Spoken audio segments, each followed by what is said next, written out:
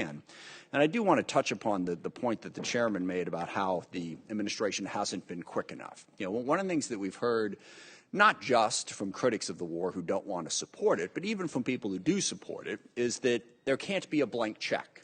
That's been sort of the criticism that you take if you want to sort of make it sound like you're still with Ukraine, but you want to be responsible. And I think that's appropriate, okay?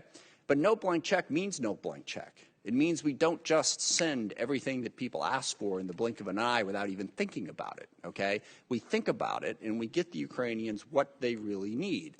And I'm going to go ahead and hit upon one of those examples because I think this is a really good example of the problem, and that is the F-16, which everyone has become obsessed over here in recent weeks. We have considered that request, and I've had many conversations with the witnesses before us and with the DOD as well. And the honest truth is the cost of trying to get the F-16 up and ready to operate in Ukraine, even if we basically said there's nothing more important than that one weapon system and spent all of our time and all of our resources on doing it, best case scenario, we could maybe get some operational F-16s into Ukraine within a year, maybe 8 months if we really pushed it. And this is getting lucky, all right? Because you don't just have to train the pilots. You have to train the mechanics. You have to have airfields that can accommodate the F-16. And you have to have the spare parts to make it work. So we looked at that, and we determined that is not a wise use of the resources that are necessary to win the fight. That's what no blank check means. You don't just send it without thinking about it. We thought about it and reached a very intelligent conclusion that this is not the right system. And oh, by the way, a fourth-generation fighter in this particular fight is going to struggle to survive. There are isolated circumstances where the Ukrainians have been able to use the MiG-29s that they have, very isolated, because it's a fourth-generation fighter in the face of a ton of air defense.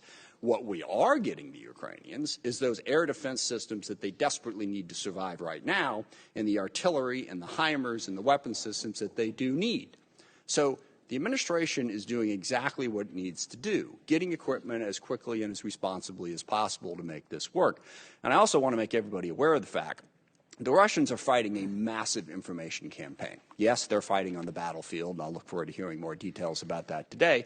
But they are also trying to break the coalition. You know, the Russian military has performed incredibly poorly. The Ukrainians have performed incredibly heroically, and the war is not going the way that Putin wanted it to. But he is not giving up. And he knows his only hope is to break the coalition that is trying to support Ukraine. And they're trying to do that in a variety of different ways. I mean, you can see all the different arguments about how, well, NATO really started this because of NATO expansion and a whole lot of other nonsense arguments that are circulating out there. But the other part of the way they're doing it is any break in the coalition they see, they're poking and they're prodding, okay? They want to undermine the Biden administration.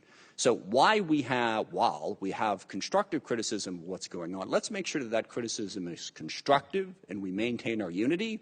And I know it is very difficult for the folks on the other side of the aisle to say anything positive about the Biden administration. But part of holding this coalition together is to acknowledge the incredible job that has been done in the last year and to maintain that unity and to not jump at every shiny object that seems to be criticism of the Biden administration, like the F-16. Right now, and I've asked this question, we are getting every single weapon system that we can to Ukraine. There is not a decision being made about that might be escalatory. It's about what can we get to them? How can we maintain the support? We've spent a lot of money. There is not a limitless amount of money or a limitless amount of equipment.